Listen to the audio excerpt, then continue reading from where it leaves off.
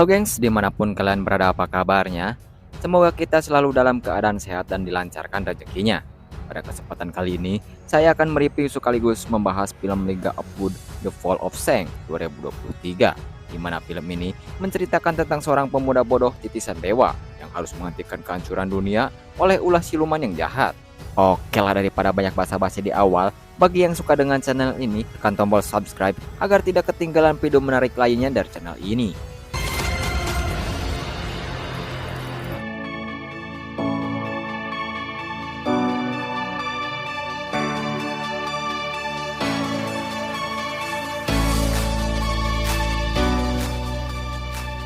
Diperlihatkan, di kota Jauge ada seli raja yang bernama Sudachi sedang merayu suaminya bernama Zhou yang terlihat kebingungan tentang pembangunan yang dia buat karena banyak yang menentang tembok teras pusat tersebut. Di sana, Daji menyarankan agar menghukum mati bagi yang melawan perintahnya. Karena Zhou sangat menyayangi istrinya itu pun menurutinya dan melanjutkan pembangunan itu walaupun rakyatnya dalam kesengsaraan.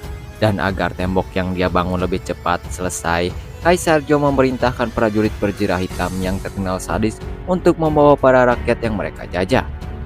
Namun, Kaisar Jichang dari wilayah Kibo mencoba untuk membujuk Kaisar Zhou, akan tetapi dia malah dipenjara bertahun-tahun di sana.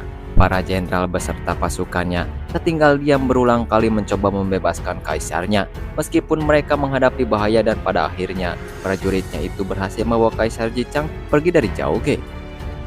Di pelariannya itu tentu tidaklah mudah karena prajurit berjirah hitam mencoba untuk menghalangi mereka untuk kabur. Akan tetapi, Kaisar Jichang mempunyai strategi yang matang yang mampu mengecoh prajurit Zhou sekaligus membunuh mereka semua cukup dengan satu jenderal saja.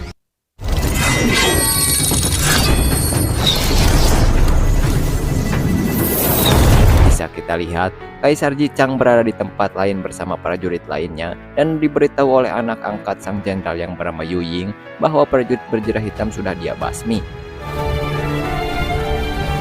Beberapa tahun berlalu, tempatnya di Gunung Zhongnan diperlihatkannya seorang pemuda yang bernama Lei Zhenji sedang dikejar murid lainnya karena mengambil tongkat gurunya itu. Diketahui dirinya tidak mempunyai kedua orang tua, maka dari itu dirinya selalu membuat ulah agar dia tidaklah kesepian. Di tempat lain, seorang senior, kita panggil saja si Asep, sedang memperlihatkan ilmunya kepada juniornya yang membuat mereka ingin menguasai ilmu yang dia miliki, dan si Asep mengatakan agar mereka sepertinya mereka harus menjadikan dirinya sebagai panutan dan tekun dalam belajar. Namun saat si Asep itu menjelekkan Li Genji, tiba-tiba dirinya datang menginjak si Asep ini. Karena merasa direndahkan, si Asep beserta juniornya itu ikutan mengejar Li Genji sampai ke kuil. Di mana di sana Li Genji tiduran di patung Buddha, dan bagi orang normal seperti mereka, tidak ada yang berani melakukan hal itu seperti dirinya. Si Asep yang merasa sangat kesal terhadapnya tidak sengaja menyebutnya sebagai monster. Hal itu membuat Li Genji marah sehingga dirinya menyerang mereka. Awalnya, Li Genji mampu melawan para seniornya, namun dia kalah jumlah hingga dirinya berhasil ditendang sampai dirinya terjatuh. Sontak, Li Genji kesal mengeluarkan jurus petir yang dia miliki yang membuat mereka sangat ketakutan, dan ini yang terjadi.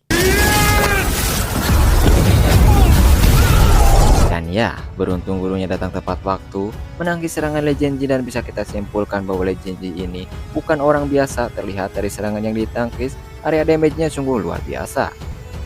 Kemudian, sang guru membawa Li Genji untuk belajar bela diri secara pribadi.